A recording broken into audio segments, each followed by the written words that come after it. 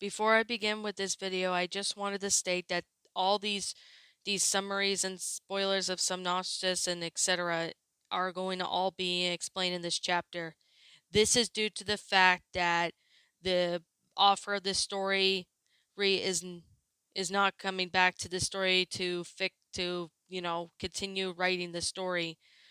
So now we will be able to read the ones what the story is, what the other chapters are originally going to be about. So with that being said, let's begin.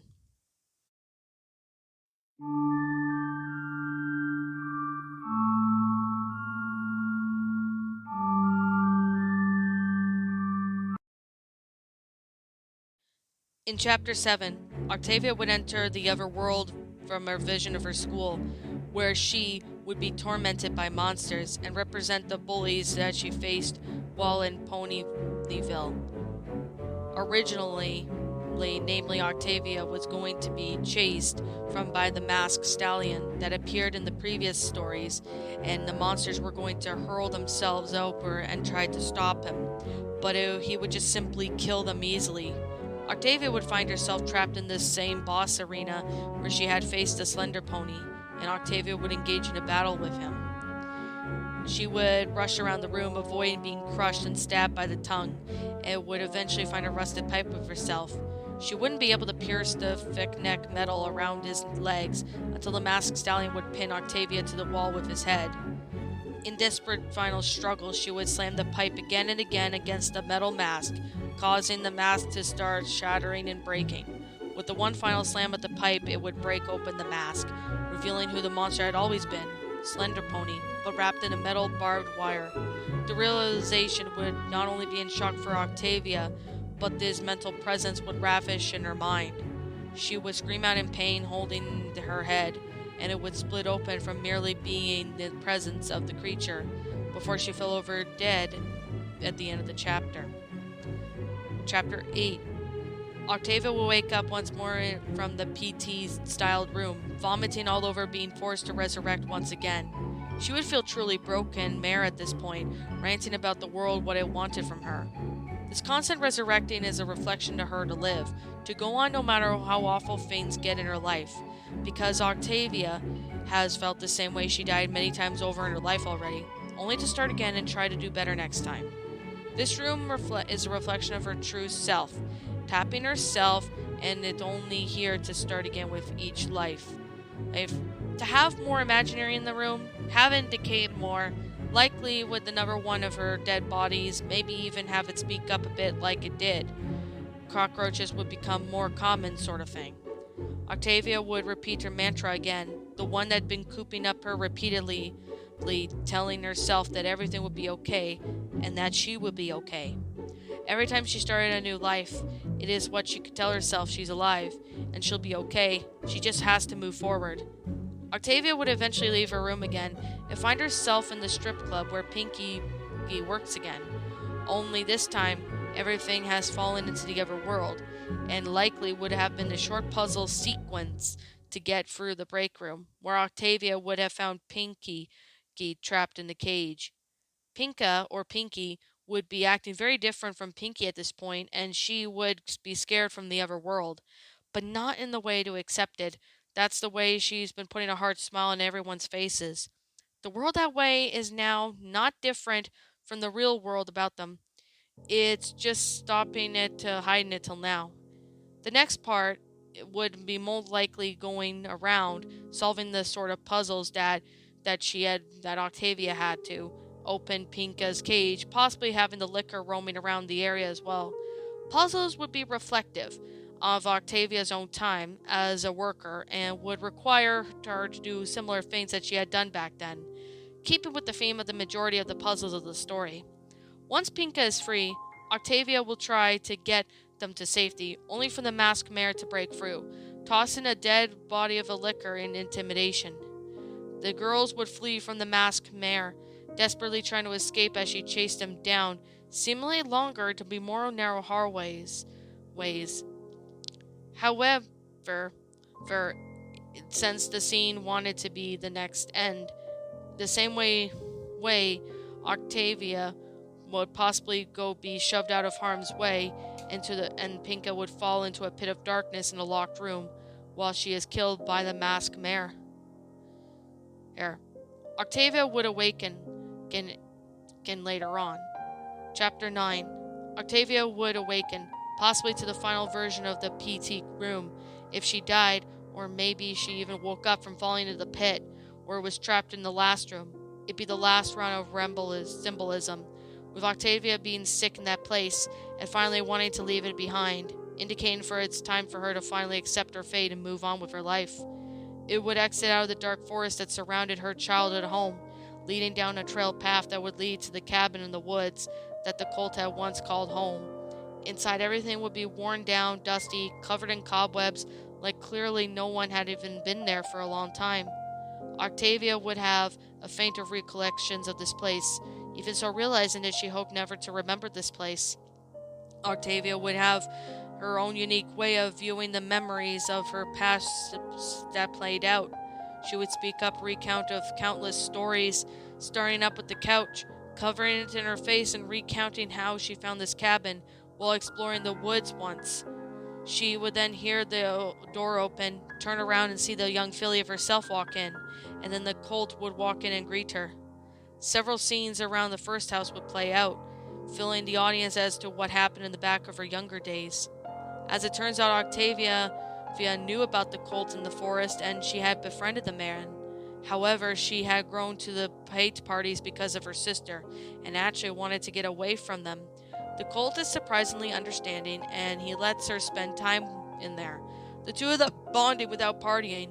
Octavia realized that she couldn't let the cult know about Pinky, because if he found out she loves partying as much as she does, she would lose her only happy place in the world. At home, her sister, she's overworked by parties, expected to be the best and pushed to know more. She is their best farm worker and the best student, eldest sister to be held the perfect child.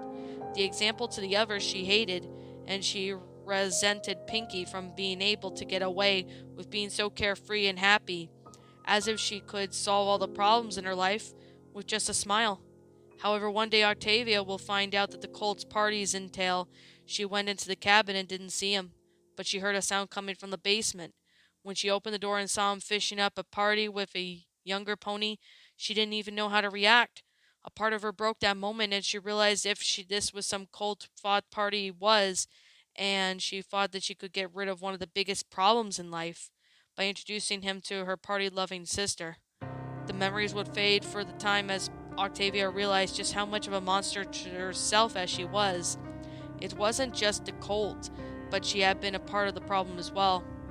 Octavia walks up and opens the door to the rooms, revealing a room that looks so much as if her bedroom from when she was a child. She remembers the room and sees a flashback from her childhood. She remembers being happy that her plan was working, and soon that Pinky would be gone forever. However, she realized her parents asked concerned that Pinky and Bellamina were missing. And in that moment, Octavia realizes her mistake because she didn't want Bellamina to die. She rushes out of the house, not knowing what to do, but to inform the police about what was going to happen. However, when the memory fades, drowning the elegy in the room, sitting on Octavia's bed, looking out the window, she asks why she did it, with Octavia not having a clear answer. She had wanted life to get easier, and in that moment she thought that she had found a way. She remembered that she had been falling in love with the cult, and warped in her mind. She didn't want to lose him. She then would make Pinky go away forever too. But when Bellamina had gotten involved, she actually loved Bellamina. Memories of her younger sibling had gotten blurry with her being gone, but Bellamina had actually tried to help Octavia, being happier by calming her down when Pinky and her other party parents were being too much. And just with her older sister wanted to be happy that way, as different from the other Pinky. Downing out the LG's voice, and Octavia turns back to see her filly self sitting on the bed. Speaking up, she says that once Octavia realized that what she had done, and she had been the reason Bellamina died, she spent the rest of her life trying to make Pinky happy. Moving on from the farm, joining her in school, even though moving into the big city sent Pinky money, all of it, if it had been done, penance to getting Bellamina killed. Octavia, not having to have the answer for the filly, turns and leaves the room, looking at the next door and opening it. It's her apartment from Manhattan again, although clearly more wrecked. It then flashes to a scene of Octavia laying sprawled out on her bed, clearly having to be used and abused, a stallion grunting as he leaves bunch of bits on their bedside table and walking out. Octavia lays there wheezing for a bit, silently crying as she wonders why she's doing this. She hates herself and she feels like dying, and all she wants of this is the pain to end. Her body is beat up and bruised, and thinking about it possibly ending it all. As she goes to shower, she stops and sees a new letter from Pinky waiting for her. She carefully opens it, and she reads the contents of Pinky being overjoyed by the fact she made some new friends in Ponyville. She was so completely happy, and she missed being her big sister, and couldn't wait for her to visit her again, meet all the wonderful new friends. Pinky has reminded her of the way she was all doing, and as the memory fades away. Pinka is in the room, sitting and looking around, and she asks Octavia if this is what's really worth it, and herself, health pretty much the sacrifice, the cause of her dingy, her failed attempts of moving out of town. She had lied to Pinky at time and time again of how well she was doing, and all the things that were going to be fine, but she got fired from her first job and was going to be feeling rent. With nothing left, she wore herself out, and she had just sent money to her sisters whose life had been destroyed. Octavia spent her life destroying, just trying to make up for the life she had destroyed. Octavia says that she had no excuses for what she did, but she couldn't think of anything else that could have done, and what she did was unforgivable. It had been out of jealousy, out of annoyance, and out of rage. What else was she supposed to do? When she looks back, she sees a beaten and bruised teenage Octavia sitting where Pinka had been. Her teenage self says that it's not the question, as they can answer like this. After all, they knew what she could have been done different, and they wouldn't have been there at all. Octavia then goes quiet, but leaves the room, entering the third and seeing a roof of the building. The memory plays out in front of her. Octavia standing on the edge of her apartment, tears streaking down her face as she holds onto her cello. She starts playing the song, and the song intended for her to be the final song before jumping, not being able to handle herself anymore.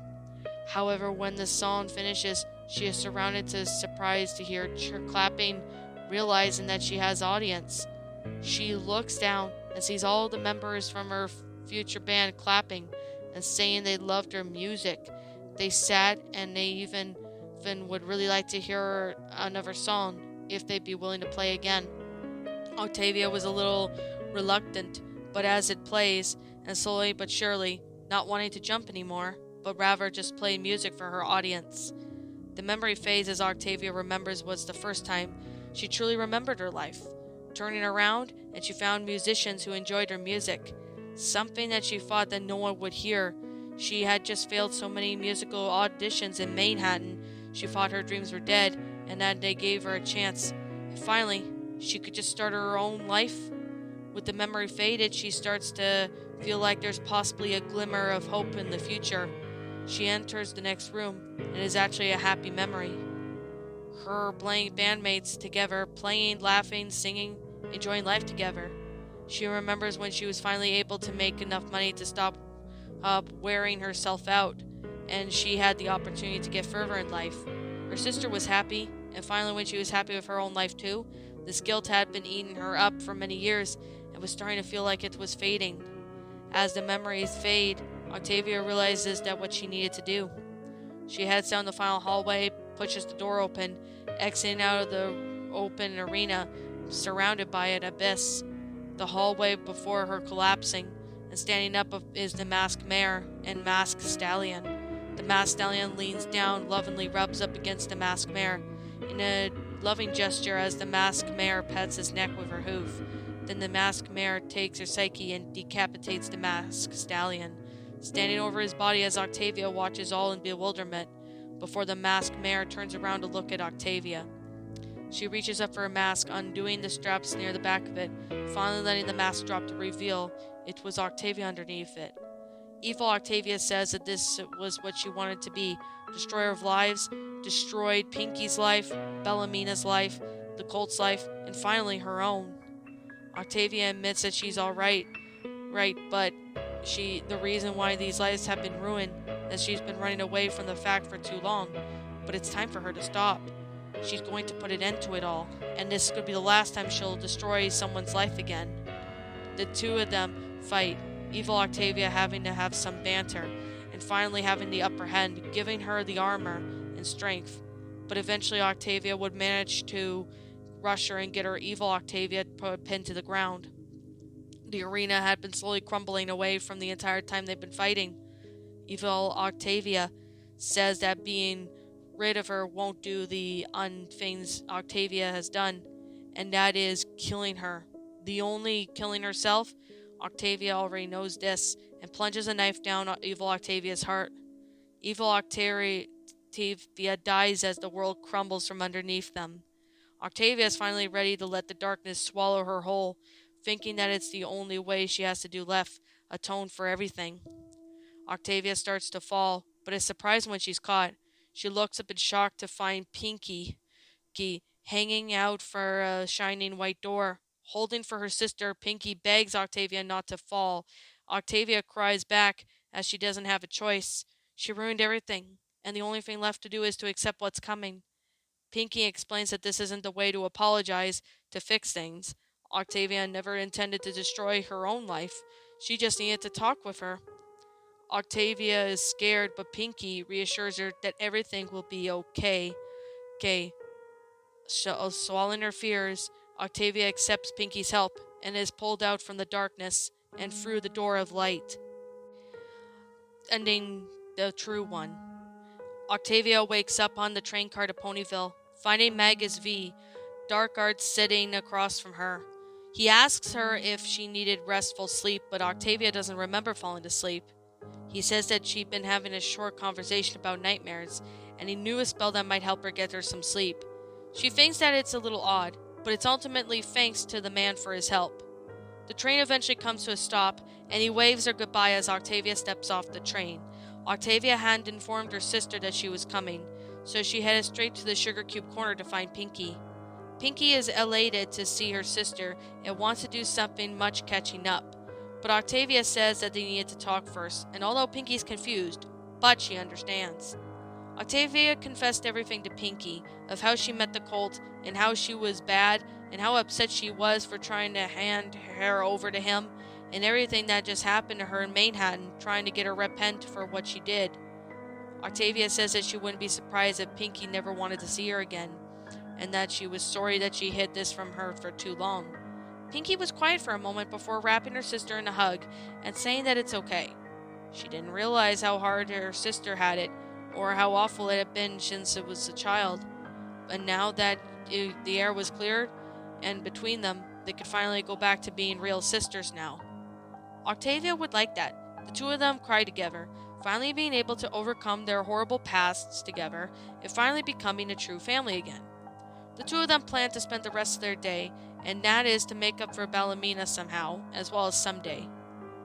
Of course, Bellamina has a full letter which reads, "Dear Octavia, under the rolling hills of the majestic city lies a quiet little town.